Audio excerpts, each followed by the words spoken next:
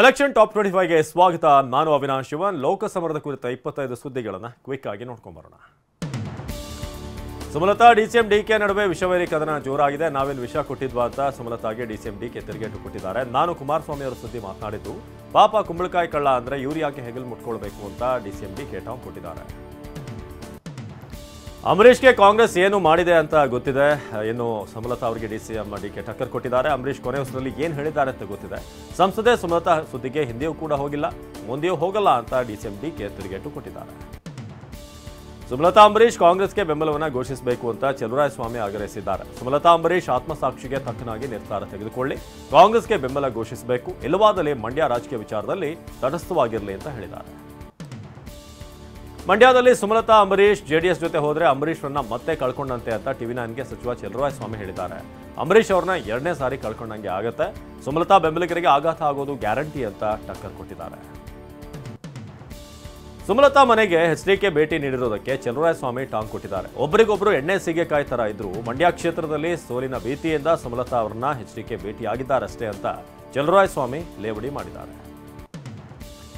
ಮೈಸೂರು ಗೆಲ್ಲಲು ಸಿಎಂ ಸಿದ್ದರಾಮಯ್ಯ ತಂತ್ರ ರೂಪಿಸಿದ್ದಾರೆ. ಇಂದು ಮೈಸೂರಿಗೆ ಮತ್ತೆ ಸಿಎಂ ಸಿದ್ದರಾಮಯ್ಯ ಲಗ್ಗೆ ಇಟ್ಟಿದ್ದಾರೆ. ಮೈಸೂರು ಚಾಮರಾಜನಗರ ಕ್ಷೇತ್ರ ಗೆಲುವಿಗೆ ಪ್ಲಾನ್ ರೂಪಿಸಿದ್ದಾರೆ. ಎಂದಿನಿಂದ 3 ದಿನಗಳ ಕಾಲ ಮೈಸೂರಿನಲ್ಲೇ ಠಿಕಾಣಿ ಹೂಡಿ ಲೋಕಸಭೆ ಚುನಾವಣೆ ಗೆಲ್ಲೋದಕ್ಕೆ ಮಾಸ್ಟರ್ ಪ್ಲಾನ್ ರೂಪಿಸಿದ್ದಾರೆ. ಕರ್ನಾಟಕದಲ್ಲಿ 20 ಕ್ಷೇತ್ರಗಳಲ್ಲಿ ಕಾಂಗ್ರೆಸ್ ಗೆದ್ದೇ ಗೆಲ್ಲುತ್ತೆ ಅಂತ ಮೈಸೂರಿನ ಮಂಡಕಳ್ಳಿ ಏರ್ಪೋರ್ಟ್ನಲ್ಲಿ ಸಿದ್ದರಾಮಯ್ಯ ಹೇಳಿದ್ದಾರೆ. ಬಿಜೆಪಿಯವರು ಸೋಲ್ತಾರೆ, ಹೀಗಾಗಿ 28ಕ್ಕೆ 28 ಕ್ಷೇತ್ರದಲ್ಲಿ ಗೆಲ್ತೇವೆ ಅಂತ ಸುಳ್ಳು ಹೇಳ್ತಿದ್ದಾರೆ ಅಂತ ತಿರುಗೇಟು ನೀಡುತ್ತಿದ್ದಾರೆ. ಮೈಸೂರು ಹಾಗೂ ಚಾಮರಾಜನಗರ 2 ಕ್ಷೇತ್ರದಲ್ಲಿ ನಾವೇ ಗೆಲ್ತೀವಿ ಅಂತ ಮೈಸೂರಿನಲ್ಲಿ ಸಿಎಂ ಸಿದ್ದರಾಮಯ್ಯ ಹೇಳಿದ್ದಾರೆ. ಕಾಂಗ್ರೆಸ್ ನಾಯಕತ್ವ ಹಾಗೂ ಸಿದ್ಧಾರ್ಥ ನಂಬಿಕೊಂಡು ಯಾರೇ ಬಂದರೂ ಕೂಡ ಸ್ವಾಗತ ಅಂತ ಸಿದ್ದರಾಮಯ್ಯ ಹೇಳಿದ್ದಾರೆ. ಗರ್ವಭಂಗವಾಗಬೇಕು ಎಂದಿರುವ ಮಾಜಿ ಪ್ರಧಾನಿ ಎಚ್ ಡಿ ದೇವೇಗೌಡರ ಹೇಳಿಕೆಗೆ ಸಿದ್ದರಾಮಯ್ಯ ತಿರುಗೇಟು ಕೊಟ್ಟಿದ್ದಾರೆ. ನನಗೆ ಗರ್ವ ಇದ್ರೆ ತಾನೇ ಭಂಗ ಆಗೋದು, ಸತ್ಯ ಹೇಳಿದ್ರೆ ನನಗೆ ಗರ್ವ ಅಂತಾರೆ. ಮೋದಿ ಪಿಎಂ ಆದ್ರೆ ದೇಶ ಬಿಟ್ಟು ಹೋಗ್ತೀನಿ ಅಂತ ಹೇಳಿದ್ರು, ಮುಂದಿನ ಜನ್ಮದಲ್ಲಿ ಮುಸ್ಲಿಂ ಆಗಿ ಹುಟ್ಟೇನೆ ಅಂತ ಹೇಳಿದ್ರು ಅಂತ ಟಾಂಗ್ ಕೊಟ್ಟಿದ್ದಾರೆ. ಕೋಲಾರ ಕಾಂಗ್ರೆಸ್ನಲ್ಲಿ ಗೊಂದಲ ಬಗೆಹರಿಯೋ ಲಕ್ಷಣ ಕಾಣ್ತಾ ಇಲ್ಲ. ಪಕ್ಷೇತರನಾಗಿ ಸ್ಪರ್ಧಿಸಿದ್ದ ಪುಟ್ಟು ಆಂಜನೇಯಪ್ಪ ಈಗ ಕಾಂಗ್ರೆಸ್ ಸೇರೋದಕ್ಕೆ ವಿರೋಧ ಪರಾಜಿತ ಅಭ್ಯರ್ಥಿ ರಾಜುಗೌಡ ಬೆಂಬಲಿಗರು ತೀವ್ರ ವಿರೋಧ ವ್ಯಕ್ತಪಡಿಸಿದ್ದಾರೆ. ಮುಳಬಾಗಿಲು ತಾಲೂಕಿನ ಕುರುಡುಮಲೆಯಲ್ಲಿ ಸಚಿವರ ಎದುರೇ ಜಟಾಪಟಿಯಾಗಿದೆ. ಕೋಲಾರ ಲೋಕಸಭಾ ಕ್ಷೇತ್ರದಲ್ಲಿ ಟಿಕೆಟ್ ಮಿಸ್ ಶಾಕ್ ನಡುವೆ ಮುನಿಯಪ್ಪಗೆ ಮತ್ತೊಂದು ಆಘಾತ ಎದುರಾಗಿದೆ. ಕಾಂಗ್ರೆಸ್ ಸ್ಟಾರ್ ಕ್ಯಾಂಪೇನರ್ ಪಟ್ಟಿಯಲ್ಲಿ ಕೆಎಚ್ ಮುನಿಯಪ್ಪಗೆ ಸ್ಥಾನ ನೀಡಿಲ್ಲ. 40 ಮಂದಿ ಸ್ಟಾರ್ ಪ್ರಚಾರಕರ ಪಟ್ಟಿಯನ್ನು ಎಐಸಿಸಿ ರಿಲೀಸ್ ಮಾಡಿದ್ದು, ಮುನಿಯಪ್ಪ ಹೆಸರಿಗೆ ಕೋಕ್ ನೀಡಲಾಗಿದೆ. ಬೆಂಗಳೂರು ದಕ್ಷಿಣ ಲೋಕಸಭಾ ಕ್ಷೇತ್ರ ರಂಗೇರಿದೆ. ಕಾಂಗ್ರೆಸ್ ಅಭ್ಯರ್ಥಿ ಸೌಮ್ಯ ರೆಡ್ಡಿ ನಾಮಪತ್ರ ಸಲ್ಲಿಸಿದ್ದಾರೆ.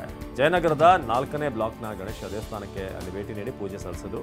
ಬಳಿಕ ಶಕ್ತಿ ಪ್ರದರ್ಶನದ ಮೂಲಕ ಸೌಮ್ಯ ರೆಡ್ಡಿ ನಾಮಿನೇಷನ್ ಸಲ್ಲಿಸಿದ್ದಾರೆ. ನಾವು ಜನರ ಭಾವನೆಗಳ ಮೇಲೆ ರಾಜಕಾರಣ ಮಾಡಲ್ಲ, ಜನರ ಬದುಕಿನ ಮೇಲೆ ರಾಜಕಾರಣ ಮಾಡ್ತೇವೆ ಅಂತ ಡಿಸಿಎಂ ಡಿಕೆ ಶಿವಕುಮಾರ್ ಮತ್ತೆ ಹೇಳಿದ್ದಾರೆ.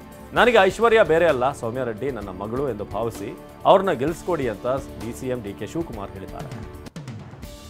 ಚಿಕ್ಕಬಳ್ಳಾಪುರ ಲೋಕಸಭಾ ಕ್ಷೇತ್ರದ ಅಭ್ಯರ್ಥಿ ರಕ್ಷಾರಾಮಯ್ಯ ನಾಮಪತ್ರ ಸಲ್ಲಿಸಿದ್ದಾರೆ. ಜಿಲ್ಲಾ ಚುನಾವಣಾಧಿಕಾರಿಗೆ ಉಮೇದುವಾರಿಕೆ ಸಲ್ಲಿಕೆ ಮಾಡಿದ್ದಾರೆ.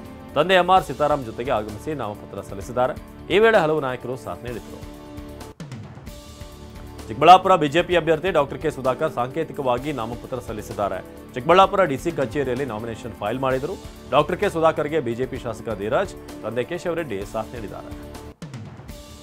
ಬೆಂಗಳೂರು ಕೇಂದ್ರ ಕ್ಷೇತ್ರದ ಬಿಜೆಪಿ ಅಭ್ಯರ್ಥಿಯಾಗಿ ಪಿಸಿ ಮೋಹನ್ ನಾಮಪತ್ರ ಸಲ್ಲಿಕೆ ಮಾಡಿದ್ದಾರೆ. ಬಿಬಿಎಂಪಿ ಕೇಂದ್ರ ಕಚೇರಿಯಲ್ಲಿ ನಾಮಿನೇಷನ್ ಫೈಲ್ ಮಾಡಿದರು.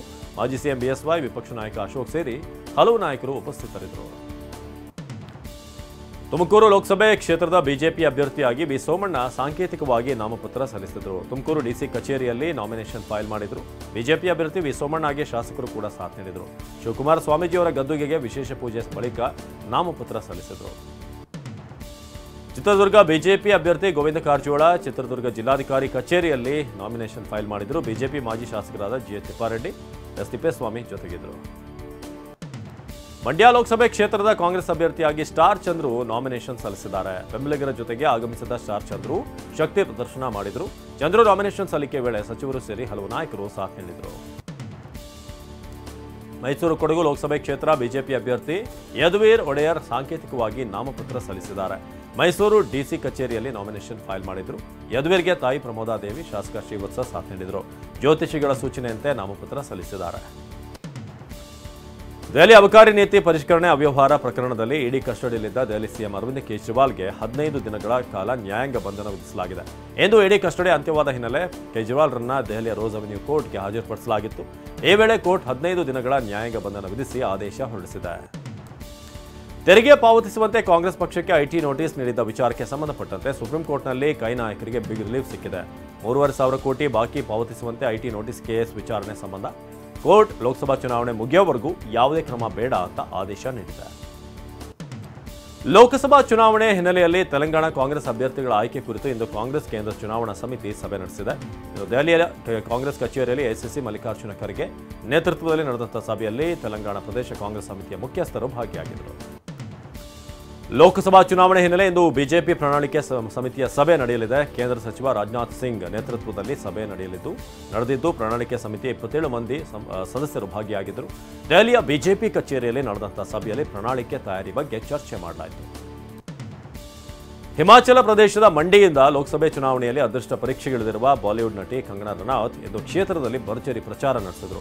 ಈ ವೇಳೆ ಕಂಗನಾಗೆ ಬಿಜೆಪಿ ಕಾರ್ಯಕರ್ತರು ಅದ್ದೂರಿ ಸ್ವಾಗತ ಕೋರಿದರು. ಬಳಿಕ ಕಂಗನಾ ಮಂಡಿಯ ಭೀಮಕಲೆ ದೇವಸ್ಥಾನಕ್ಕೆ ಭೇಟಿ ನೀಡಿ ಪೂಜೆ ಸಲ್ಲಿಸಿದರು.